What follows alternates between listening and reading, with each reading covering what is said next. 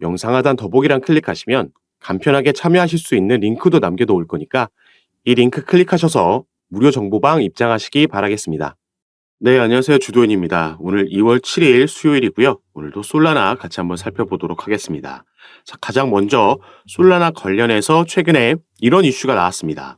자, 메인넷이 또 한번 먹통이 되는 사태가 발생이 된 거죠. 그러면서 장중 4% 하락하는 모습이 나왔는데 여기에 대해서 원인을 파악 중이라고 하고 아직까지는 공개되지 않았습니다. 벌써 이렇게 블록체인이 중단된 게 2년 새에 11번째 일어난 일이기 때문에 여기에 대한 근본적인 문제 해결이 필요해 보인다 생각되는 시점인데, 자, 다행히 이 차트상으로 봤을 때는 크게 급락하는 모습은 나오지 않았습니다. 여전히 이 382 라인의 지지 라인을 받아주면서 박스권 안에서 움직이고 있는 모습이고, 이 중간에 지나가고 있는 초록색 단기 이평선 라인의 지지도 받으면서 이 부분이 어제도 뚫리지 않으면서 위에서 형성되고 있죠. 이 박스권 안에서 머무는 기간이 꽤 길어짐에 따라서 솔라나는 이제 매물대도 어느 정도 볼록 튀어나오게 형성이 됐다라는 점에서 이 매집 기간이 추후 상승력이 나왔을 때 더 큰 힘을 가져다 줄 거다 볼 수 있겠습니다. 최근에는 솔라나뿐만 아니라 시장 전체가 비트코인을 비롯해서 지루한 횡보장 모습을 이어가고 있죠. 그런데 이 거시적인 상황도 조만간 나아질 거라는 긍정적으로 생각해 볼 수 있는 상황들이 나오고 있습니다. 최근 미 주식시장에서 가장 크게 이슈가 되고 있는 건 바로 이 뉴욕의 커뮤니티 은행, 뉴욕 커뮤니티 뱅코프라고 하죠. 여기에 주가가 지금 계속해서 하락을 하고 있습니다. 저번 주에도 실적 발표 이후에 어닝 쇼크, 순손실을 발표하면서 40%대 급락이 나왔었는데 지금 신용등급이 강등되고 추가 20% 하락이 나온 거죠. 미국의 재무부 장관도 여기에 대해서 부정적인 입장을 밝혔기 때문에 만약에 작년 실리콘밸리 은행 때처럼 이 상황이 지금보다 조금 더 악화된다라고 하면 구제 금융에 미국이 나설 수밖에 없고 미 연준이 되겠죠. 그렇게 되면 또 한 번 이 전통적 금융시장에 불안감을 느낀 투자자들은 자금을 대체 투자처인 코인으로 옮겨올 수 있다, 이렇게 전망되고 있고요. 이걸 근거로 비트맥스의 CEO 아서 헤이즈도 비트코인이 또 한 번 급등을 보여줄 수 있겠다, 이렇게 전망하고 있습니다. 그리고 이 시기가 시장이 가장 기대하고 있는 4월달 비트코인의 반감기와 또 맞물리게 되면 시너지가 더해지면서 충분히 우리가 기대해 볼 수 있는 시나리오가 돼줄 수 있겠죠. 그리고 솔라나 개별적으로 봐도 이 최근 나온 중단 사태에 대해서만 원인을 파악하고 개선한다라고 하면 올해 중장기적으로 봤을 때 개별적인 이슈로도 충분히 여전히 기대감을 가지게 만드는 코인입니다.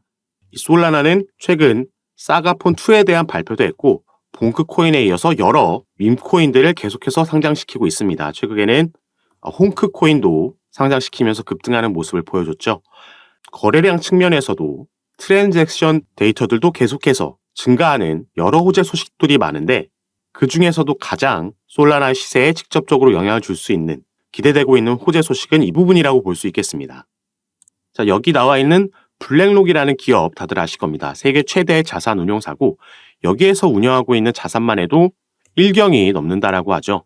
그래서 미국 월가에서도 가장 첫 번째로 손꼽히는 거물급 기업이고 블랙록에서 비트코인의 현물 ETF를 신청했다라는 소식이 전해졌을 때 시장이 급 반등을 만들어냈었습니다. 그리고 블랙록은 비트코인에 이어서 이더리움의 현물 ETF까지 신청해 놓은 상황이죠. 그래서 비트코인의 현물 ETF가 승인됐을 때 그 다음 타자로 이더리움이 주목을 받으면서 급등을 만들어냈었던 거죠. 그리고 이 현물 ETF를 신청한 자산운용사는 블랙록뿐만 아니라 다른 여러 기업들도 있지만 우리가 특히나 블랙록에 주목하는 이유가 있습니다. 첫 번째로는 바로 블랙록이 가지고 있는 엄청난 ETF 승인율이 되겠는데요. 그동안 블랙록이 ETF에 대한 승인 권한을 가지고 있는 미국의 증권거래위원회 SEC에 신청한 ETF 건들 중 무려 99%가 넘는 승인율을 가지고 있습니다. 그리고 또 한 가지는 바로 이 정치적인 커넥션에 의해서도 긍정적이라 볼 수 있는 거죠. 자, 블랙록의 CEO는 레리 핑크라는 인물입니다. 이 사람이 미국에서는 상당히 유명한 이 민주당의 강력한 후원자이고요. 그리고 마찬가지로 이 SEC, 미국 증권거래위원회의 위원장인 게리 갠슬러라는 인물도 현재의 바이든 정부, 이 민주당에서 임명한 인물이죠. 그렇기 때문에 이 게리 갠슬러가 임명되고 나서 지금까지 그의 임기 기간 동안 계속해서 민주당 강경파들의 눈치를 봐왔었습니다. 그래서 이런 정치적인 커넥션으로도 연결되어 있기 때문에 블랙록이 ETF를 신청했다라는 거에 조금 더 상징적인 의미를 시장이 부여하고 있다, 이렇게 보시면 되겠는데, 자, 그러면 우리는 시장이 가장 궁금해하고 있는 ETF의 3번 타자를 생각해 봐야겠죠. 가장 많이 언급되고 있는 게 바로 리플과 이 솔라나라고 볼 수 있겠습니다. 그래서 이 기사에서도 나와 있듯이 이 블랙록이 올해 2024년에 솔라나의 현물 ETF를 신청하게 될 거냐, 이런 기사도 나왔던 거죠. 이 3번 타자로 확률적으로 생각해 봤을 때 리플 같은 경우에는 여기에 대한 승인 권한을 가지고 있는 SEC와 리플의 XRP가 증권이다 아니다 벌써 3년이 넘는 기간 동안 소송을 벌이고 있습니다. 이 부분이 지속되고 있는 현재와 같은 상황이라면 당연히 이런 자산운용사들 입장에서도 리플의 ETF를 신청하는 건 더 리스크가 있다라고 볼 수 있겠죠. 그리고 작년부터 솔라나가 상승력을 만들어내면서 이제 시가총액도 솔라나가 리플을 추월하고 더 우위에 있다라는 점도 확인이 되는 부분입니다. 그리고 이 밑에 기사 내용에서도 확인할 수 있는 부분이 아직까지는 최근 승인된 비트코인 그리고 그 다음 타자로 얘기가 나오고 있는 이더리움 외에는 어떤 코인에 대해서도 ETF 신청은 아직 들어가지 않았습니다. 그럼에도 ETF보다 좀 더 큰 범위라고 볼 수 있는 ETP 안에 이 ETF도 한 종류로 들어가 있는 건데 이 솔라나를 포함하고 있는 ETP 상품은 이미 출시가 되어 있다는 게 긍정적으로 보여지고 있는 부분이죠. 최근 비트코인의 하방 압력을 이끌었던 이 그레이스케일이라는 곳에서도 이미 솔라나 신탁 상품을 가지고 있습니다. 그래서 바로 이런 부분 때문에 솔라나를 중장기적으로 봤을 때는 지금 나오고 있는 추가 하락이 나온다라고 해도 앞으로 나올 상승력에 비해서는 이 부분이 크지 않다라고, 그래서 가장 기대해 볼 수 있을 만한 코인이라고 말씀을 드리는 거고요. 그리고 여기에 코인 시장은 이 비트코인의 반감기까지 올해 앞두고 있기 때문에 역사적 신고가를 이 반감기 안에서 또 한 번 기대해 볼 수 있는 상황입니다. 다만 이렇게 상승력이 나온다라고 해도 중간중간 당연히 조정은 충분히 나오면서 갈 수 있다라는 점, 변수도 등장할 수가 있겠죠.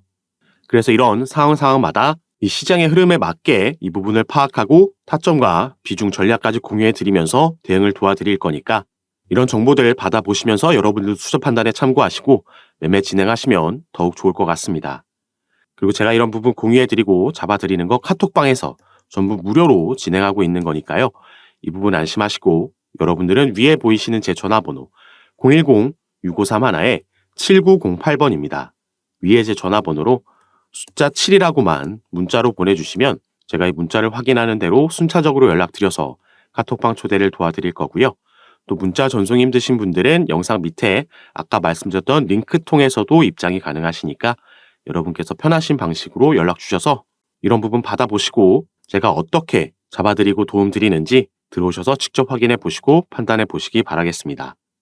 그리고 카톡방에 입장하시고 나서도 바로 매매 진행하실 필요 없이 이미 입장해 계셨던 분들이 제가 드리는 타점과 비중, 이런 정보들 전략 통해서 어떻게 이걸 수익으로 연결시키는지 먼저 지켜보시기만 하셔도 괜찮습니다.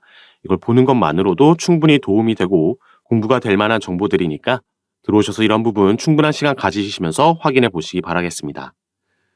그럼 오늘 영상도 끝까지 시청해 주셔서 너무 감사드리고요. 저는 다시 카톡방에서 여러분들 대응 도와드리고 상담 도와드리면서 찾아뵙도록 하겠습니다. 감사합니다.